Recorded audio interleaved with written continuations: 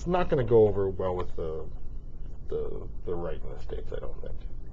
Yeah, it will be interesting to see. I mean, I certainly wrote it as a kind of literary response to the culture wars, and it was, the plan for the book was hatched right after the 2004 election, when it really did seem like, in a sense, these evangelical values voters, as they were termed, had tipped the scales, had won this election for an otherwise unpopular president.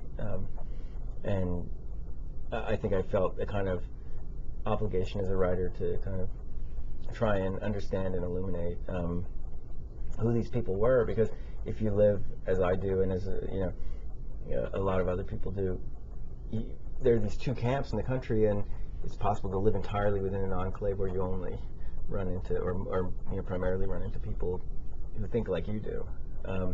What I wanted to do was create a kind of fictional microcosm where people had to speak to each other across the divide. Tell me about Ruth and Tim. Ruth is the main female character in the novel. She is a sex education teacher who teaches what's called comprehensive sex ed, meaning, she talks about all kinds of birth control and sexual behavior. She's not an abstinence-only sex educator. But she runs afoul of the Tabernacle of the Gospel Truth, an activist evangelical Christian church in her town. And they seize upon a sort of innocuous remark she made about oral sex, and they turned it into a kind of controversy, suggesting that she was advocating for oral sex. And in the course of a kind of ingenious media manipulation campaign, they forced the school to rethink their sex education curriculum, and Ruth becomes the abstinence teacher very unwillingly. This leads her to a kind of feeling of bitterness in the sense that she has to fight back, and she finds an opportunity to fight back when her daughter's soccer coach, who is a member of this church, a guy named Tim, leads these 11-year-old girls in a prayer. And Ruth feels like this is, it's not a soccer coach's place to be teaching girls to pray or having them pray.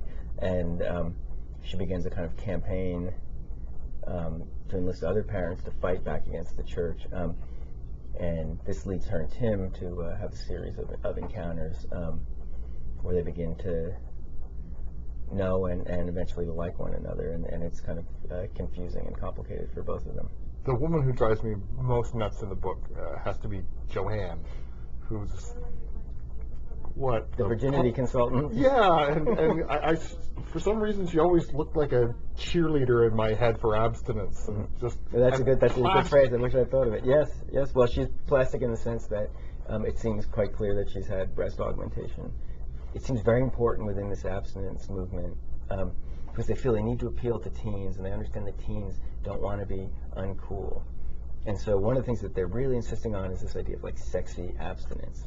And so the spokespeople will be often, really attractive women. And I recently went to an abstinence event where there was a woman very much like Joanne, very leggy, attractive, in this case 25-year-old blonde woman who, talked in this kind of surprisingly cocky terms about, I was in college and these guys heard that I was, not gonna have sex until I was married, and they set their sights on me, and they really tried to get it, but they couldn't get me, And there's just a sense that I was invulnerable to them, and it was really, and she also said, but I've been with this guy for a long time, and we're soon going to get married, and it was just, really was very similar to what went on in the book, and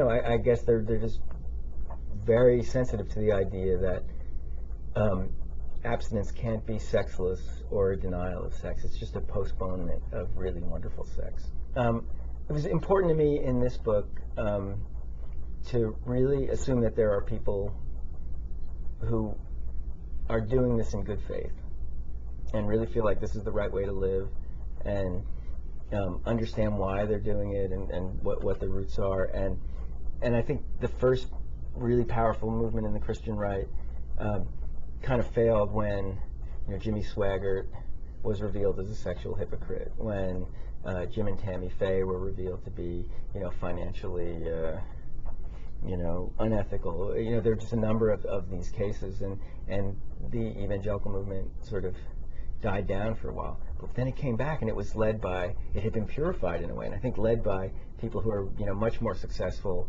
at, repressing whatever unruly desires they had. And I definitely thought it would be more interesting for this book to see these people as operating in good faith. I think there's always the possibility that there's a hypocrite out there, but I also think there are a surprising number of and that was the thing that caught me. I think when that first wave happened and these hypocrites were exposed, I said, oh, okay, I know who they are.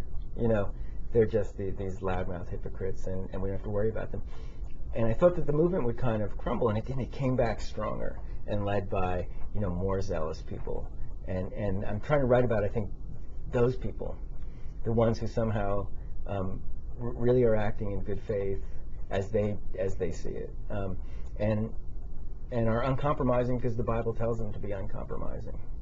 The book is The Abstinence Teacher. I've been speaking with the author, Tom Perrotta, and The Abstinence Teacher is published by St. Martin's Press, distributed in Canada by Random House.